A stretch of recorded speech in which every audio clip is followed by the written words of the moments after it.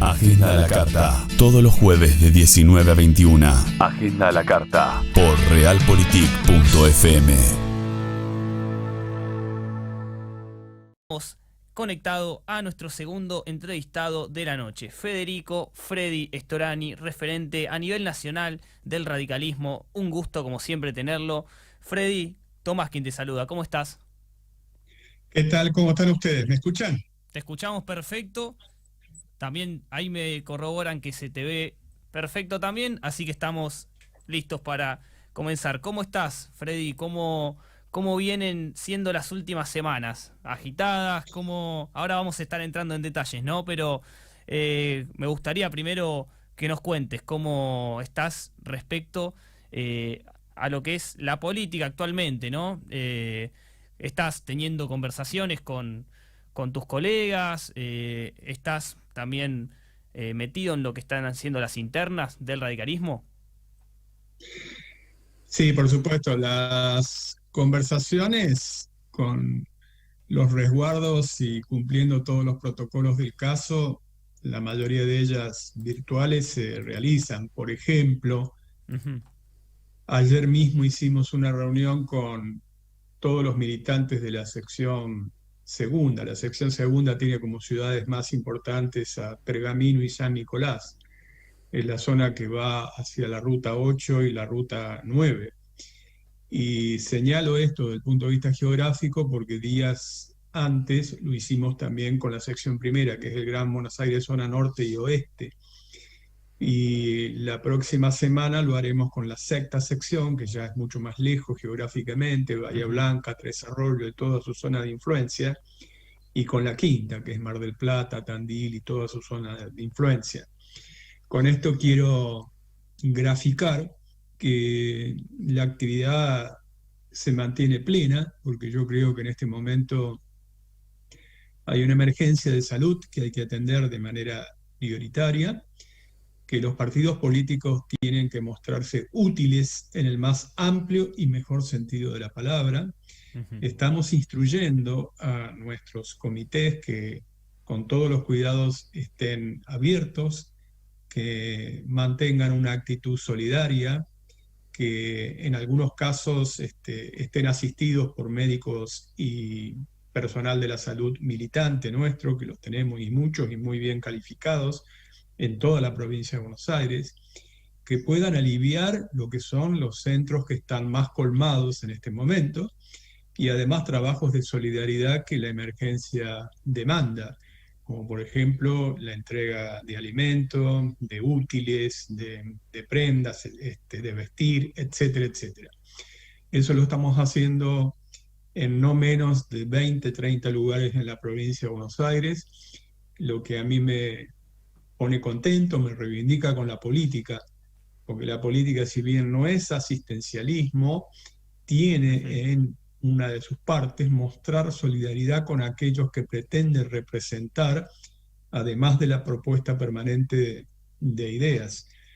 En eso estamos, en la elaboración de ideas. Venimos de un proceso de reorganización partidario, donde de 40.000 afiliados que habían participado en la última compulsa pasamos a más de 117.000, lo que significa que el radicalismo está vivo, está vigoroso, que la sociedad demanda de un radicalismo de esas características y sobre todo de un radicalismo que recupere su identidad, que pueda ser un imán de atracción a otras fuerzas políticas afines y mostrarse como una alternativa política con propuestas, no solamente con críticas destructivas. Freddy, quería hacer una pausa en algo que mencionabas recién y que también hemos conversado en otra oportunidad con Pablo Nicoletti, que también hacía hincapié en recuperar, ¿no?, la identidad del radicalismo. Hacerte dos preguntas en base a esto. La primera, ¿qué consideras que perdió de su identidad el radicalismo en los últimos años? Y cómo estás, más allá de que lo estabas desarrollando, hacer hincapié en esto, ¿no? ¿Cómo concebís actualmente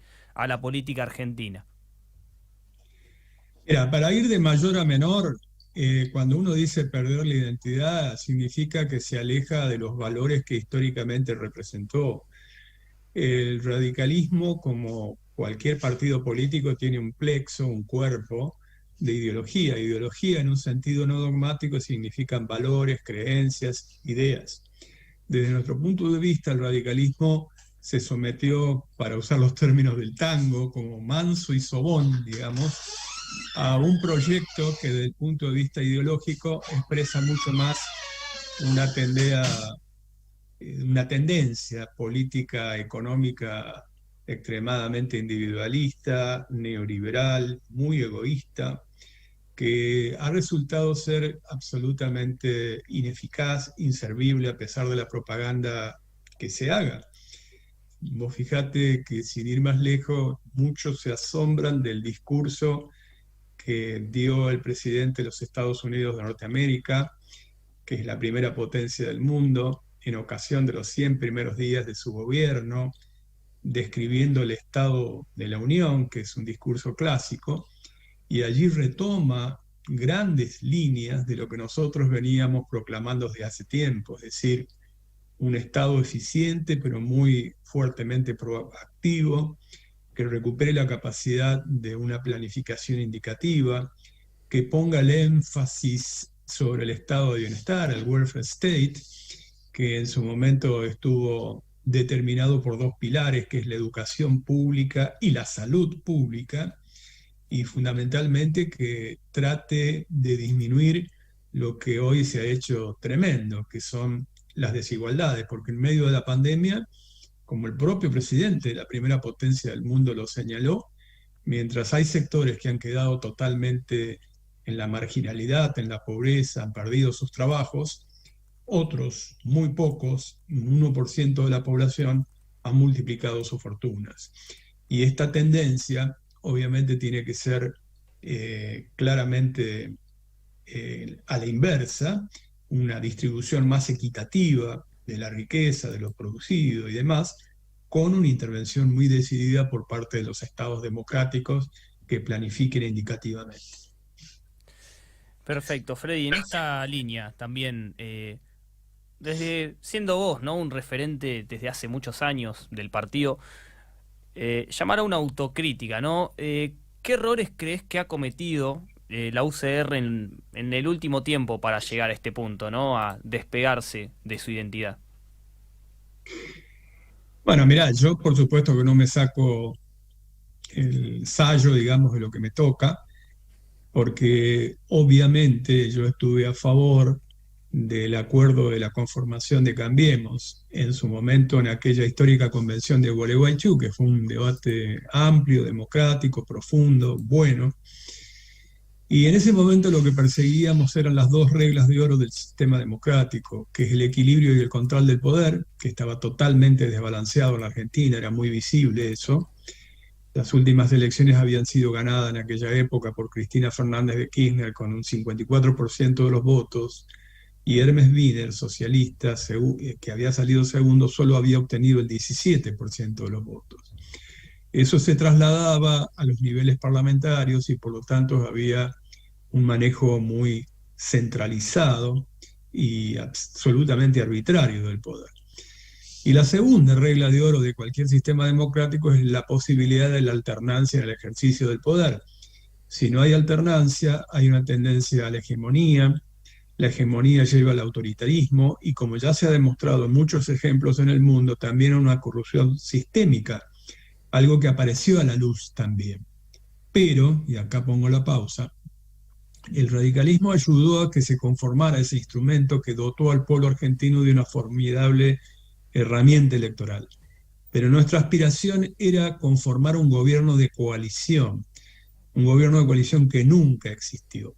Y no existió por falta de voluntad de quien hegemonizaba en ese momento, que era el PRO, principalmente, cuando el presidente de ese entonces dijo que no iba a haber una coalición de gobierno, Mauricio Macri, y cuando dijo que no creía tampoco en las coaliciones, y también la complicidad, y ahí viene también la autocrítica, de ciertas autoridades del partido que se consideraron y se vieron cómodas en su nueva situación, es decir, solamente como furgón de cola, sumisos, sometidos, a pesar de que las ideas que se llevaban adelante, que se materializaban, iban en contra de aquellos valores que antes estuve eh, anunciando.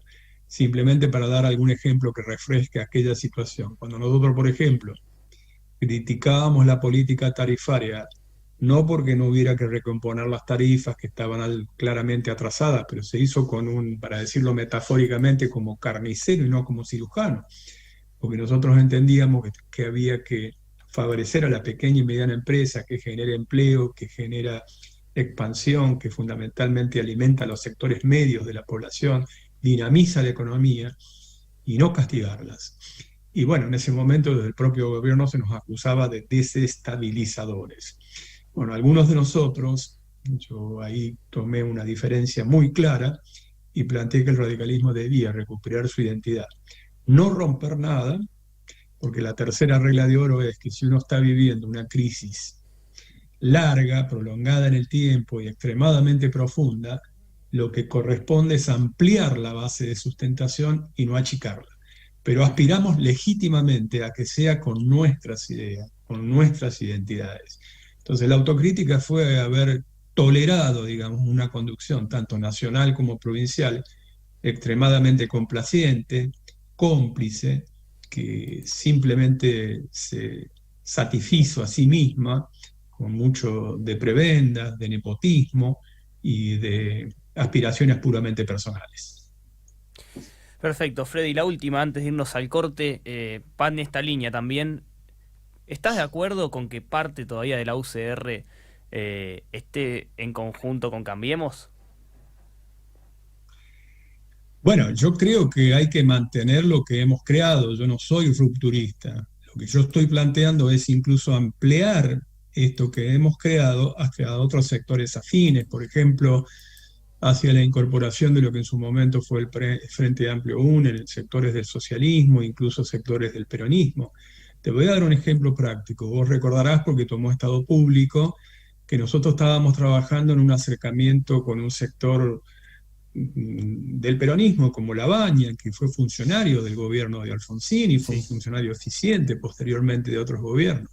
Sin embargo, una semana antes de la Convención Nacional se realizó la Convención de la Provincia de Buenos Aires, que obturó ese camino, lo cerró, porque dijo que era Cambiemos puro, simplemente porque en ese momento quien aspiraba a ser nuevamente candidato a vicegobernador era el presidente del Comité de Provincia y aspiraba a estar nuevamente en la fórmula.